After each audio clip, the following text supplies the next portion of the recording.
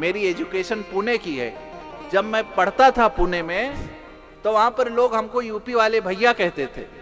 फिर मैंने एक दिन विचार किया, हमने कहा भाई मैं क्यों, सच है ये मेरी पहचान है, इस पे हमको गर्व होना चाहिए।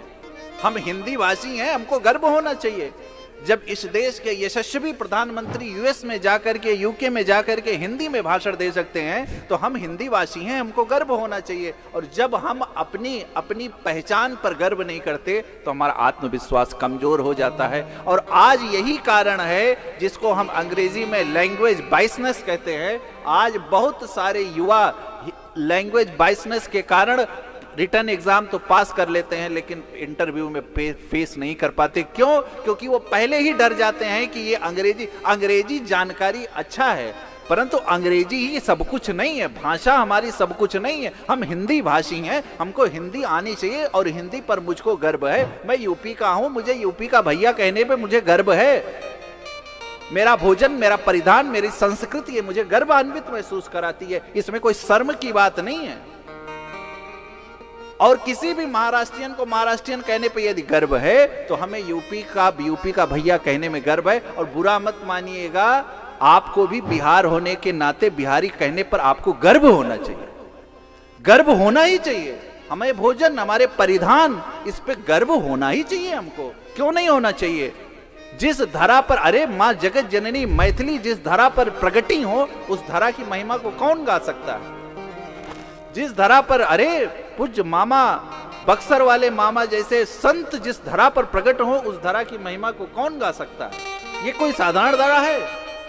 अरे आप देखिएगा, कहना नहीं चाहिए, लेकिन विगत कुछ वर्षों से सरकार की महिमा कह लीजिए या जो भी कह लीजिए, पहले हमको सनातन और तिलक लगाने में भी शर्म लगती थी। आज जो नेता लोग सनातन मंदिर जाने में डरते थे, आज वो नेता लोग दौड़ दौड़ के सनातन मंदिर में जा रहे हैं। ये क्या है?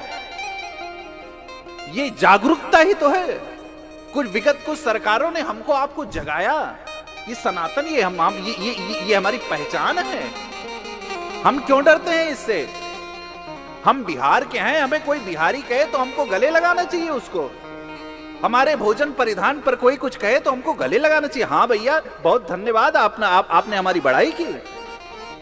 हम यदि हिंदी बोले तो यदि कोई हंस रहा है, जब चाइना में और कोई भाषा ही नहीं है, चाइना में आपको पता है चाइनीज के अलावा कोई भाषा का उपयोग नहीं कर सकते, आप पढ़े लिखे लोग बैठे हैं, तो हमें हिंदी बोलने में किस बात की कमी, हमें किस बात की गलानी होनी चाहिए? मुझे नहीं लगता कि कोई गलानी होनी चाहिए। और यदि गलानी है तो मुझे नहीं लगता कि आपको अभी और शिक्षा की जरूरत है। अभी गर्व से कहिए हम हिंदू हैं, स्वामी विवेकानंद जी कहते थे, हम नहीं कह रहे हैं।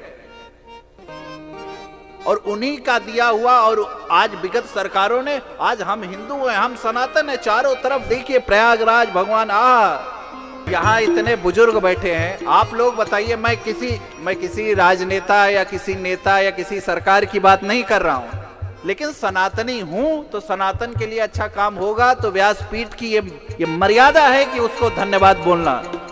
आज के पहले भी पिछले 50 सालों में कभी किसी कुंभ में का इतना सुंदर प्रचार, इतनी सुंदर व्यवस्था या इतनी सुंदर भीड़ हुई हो तो आप मुझे बताओ, हुई है? कभी हुई है? नहीं हुई है।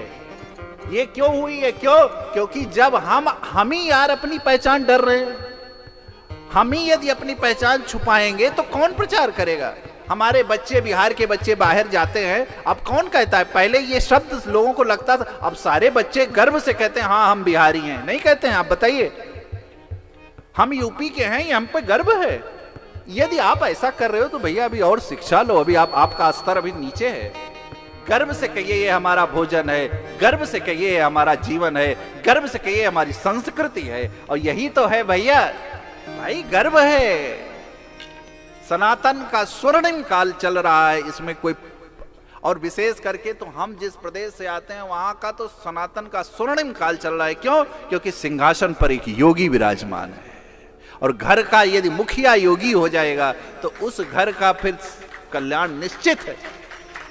इसीलिए गर्व से कहिए कि हम बिहारी हैं। गर्व से कहेंगे कि नहीं कहेंगे? आज से गर्व से कहिए, चिल्ला करके कहिए कि हम बिहारी हैं। हम यूपी वाले हैं, हम ये हमारा ये परिधान है, ये हम पहनते हैं, ये हम खाते हैं, ये हम बोलते हैं, आपको स्वीकार करना है तो करो, नहीं तो हमें किसी की स्वीकारिता की मोहर की जरूरत है ही नहीं है।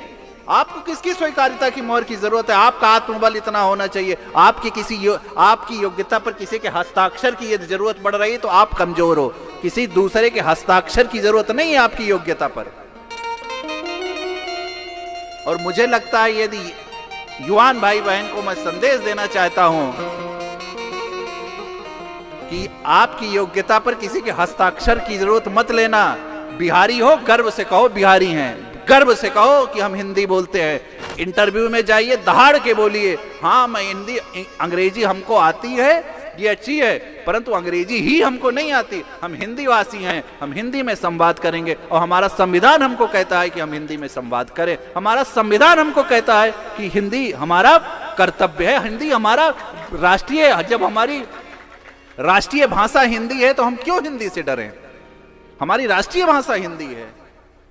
लेकिन मेरे कई जानने वाले बच्चे हैं, बहुत योग्य हैं, परंतु वो इतना डर जाते हैं अंग्रेजी सीखने।